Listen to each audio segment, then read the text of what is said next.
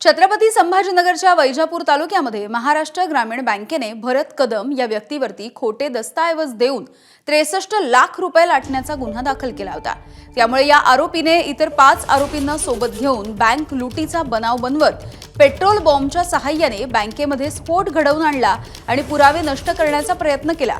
यामध्ये मुख्य आरोपी भरत कदम इतरांना पोलिसांनी ताब्यात घेतलं असून जखमी असलेला आप्पा बालाजी पणे हा आरोपी सध्या फरार आहे। या आरोपींनी मालेगाव इथून सेकंड हँड गाडी खरेदी केली।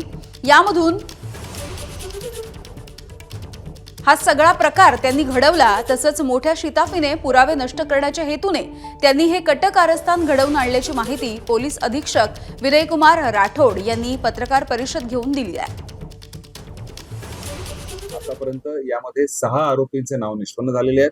6 पैकी 5 आरोपी आमच्या ताब्यात आहेत। या सर्व घटनेमध्ये CR नंबर 193/25 अनुषंगाने वैजापूर पोलीस स्टेशन या ठिकाणी गुन्हा दाखल करण्यात आला आहे।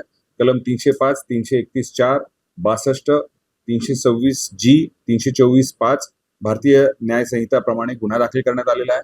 आणि आतापर्यंत जे घटनेमध्ये वापरण्यात आलेले सर्व साहित्य त्याचबरोबर 2 स्विफ्ट कार या सुद्धा जप्त करण्यात आलेले आहेत। ABP माझा, उघडा डोळे बघा नीट।